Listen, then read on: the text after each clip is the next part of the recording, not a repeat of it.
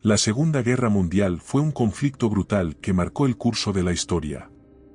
No solo fue un enfrentamiento de armas y estrategias, sino que fue una guerra de ideales, de sacrificio extremo, de una lucha donde las vidas humanas se veían a menudo como un precio necesario para alcanzar la victoria. En este contexto, surgió una de las tácticas más desconcertantes y aterradoras de la guerra: los pilotos kamikaze, hombres que en nombre del honor y la patria, se convirtieron en misiles humanos. Su historia, marcada por el sacrificio extremo, el fervor patriótico y la desesperación, representa un capítulo oscuro y fascinante de la historia militar japonesa. Para entender el fenómeno de los kamikazes, primero debemos comprender la situación de Japón en la etapa final de la guerra. Hacia 1944, los japoneses estaban luchando contra una marea de derrotas. Después de los primeros éxitos en la Guerra del Pacífico, las fuerzas armadas japonesas se vieron aplastadas por la superioridad numérica y tecnológica de los aliados, especialmente de los Estados Unidos. El imperio japonés no tenía por aquel entonces la capacidad de ganar la guerra. La batalla por el Pacífico se estaba convirtiendo en un asunto de supervivencia. Los bombardeos sobre las ciudades japonesas, la destrucción de sus flotas, y la pérdida de territorios clave, marcaron un punto de inflexión. Fue entonces cuando, en un intento desesperado por frenar el avance estadounidense, Japón recurrió a una táctica que cambiaría la naturaleza de la guerra en los cielos: el ataque suicida aéreo, mejor conocido como el ataque kamikaze. El concepto de los kamikazes no surgió de la nada.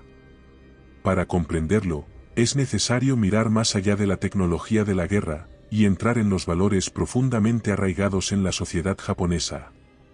En la cultura nipona existía una ideología militar que veneraba el sacrificio personal en nombre del bien mayor, la patria, el emperador, y el honor. Esta ideología se nutría de la tradición samurái, donde el honor de morir por la causa era considerado el acto más noble. La figura del samurái, guerrero entrenado en el arte de la guerra, se había forjado en siglos de historia, y en tiempos de guerra. Su legado seguía vivo. Esta mentalidad de sacrificio estaba profundamente enraizada en la sociedad japonesa, desde las clases altas hasta los soldados comunes. Durante siglos, los samuráis habían enseñado que en caso de derrota, la muerte era más honorable que la rendición. Esta idea, profundamente interiorizada en la psique de los japoneses, desempeñó un papel crucial en el surgimiento de los ataques kamikaze. En el último tramo de la guerra, el liderazgo japonés, consciente de la desesperante falta de recursos y la impotencia de su ejército, buscó una forma de contrarrestar la creciente amenaza de los aliados.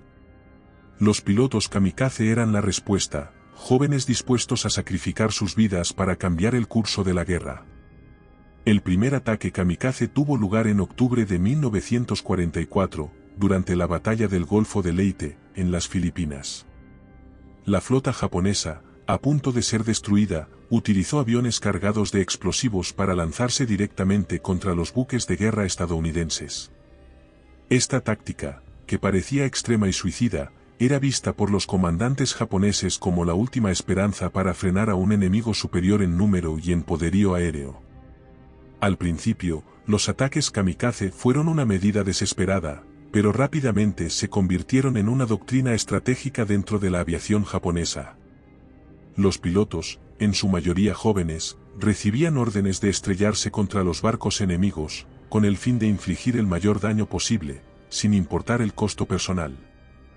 Los aviones eran preparados con explosivos, y en muchos casos, se les equipaba con la esperanza de que el sacrificio de los pilotos cambiaría el curso de la guerra.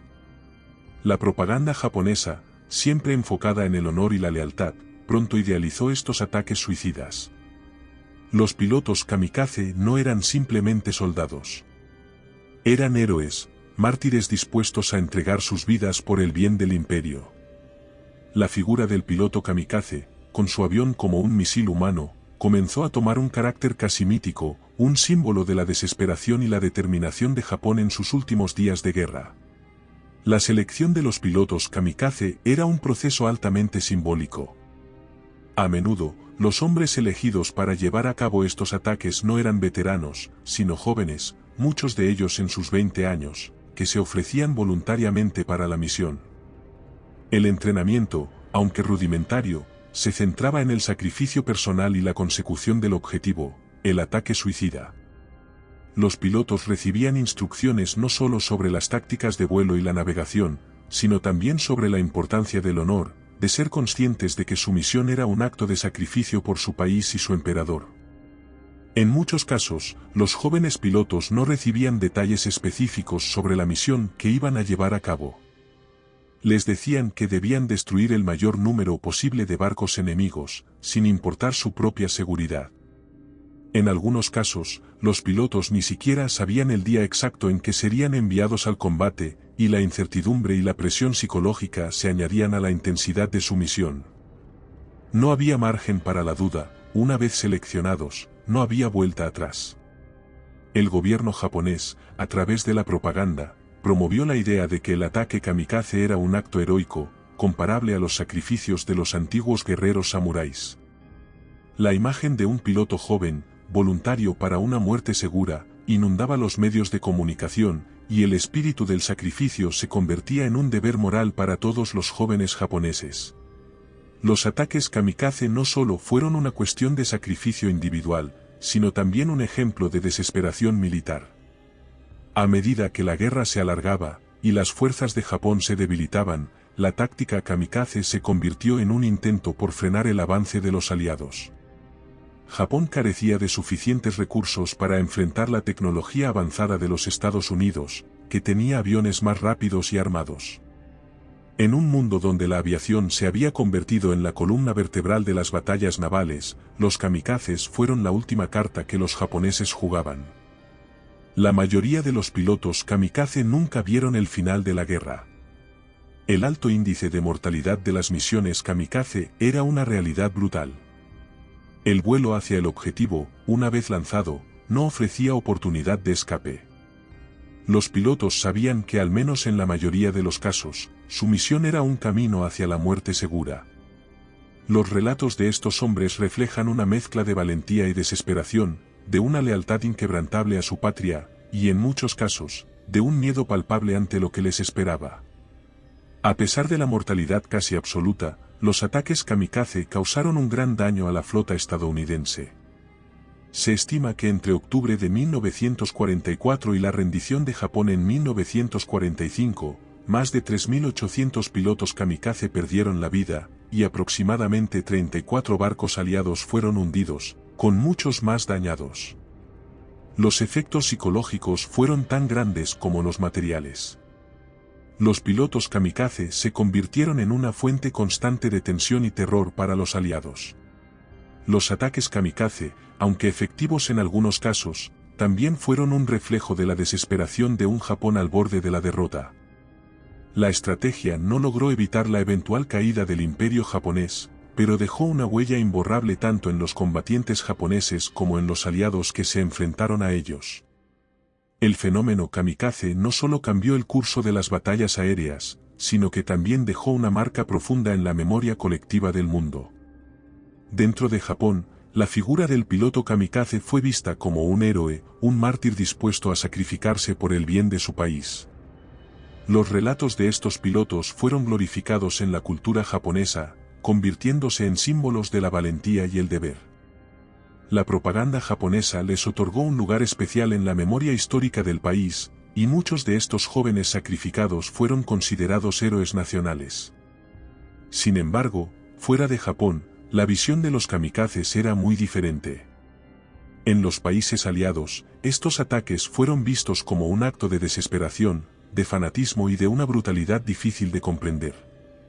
Para muchos, los pilotos kamikaze representaban una forma de guerra en la que la vida humana se despojaba de su valor, un ejemplo del extremo al que puede llegar una nación cuando se encuentra al borde de la aniquilación. Al finalizar la guerra, Japón se enfrentó a las consecuencias de la rendición, y los kamikazes, que habían sido exaltados como héroes, quedaron atrapados en la compleja reflexión sobre la moralidad de sus acciones. Muchos supervivientes de la guerra, japoneses y aliados, se vieron obligados a reconsiderar el verdadero significado de estos sacrificios. En el Japón de la posguerra, hubo un proceso de reelaboración de la figura del kamikaze. se planteó el debate sobre si fueron héroes que dieron su vida por su país o víctimas de un sistema que los utilizó como herramientas de guerra sin piedad. En la cultura japonesa contemporánea, los kamikazes continúan siendo un tema sensible. Su legado es discutido y analizado desde diversas perspectivas. En algunas ocasiones, se les presenta como símbolos del espíritu de sacrificio nacionalista, mientras que en otras, su historia es vista como un recordatorio de los horrores de la guerra y el costo humano de la obediencia ciega. La historia de los kamikazes es también una advertencia.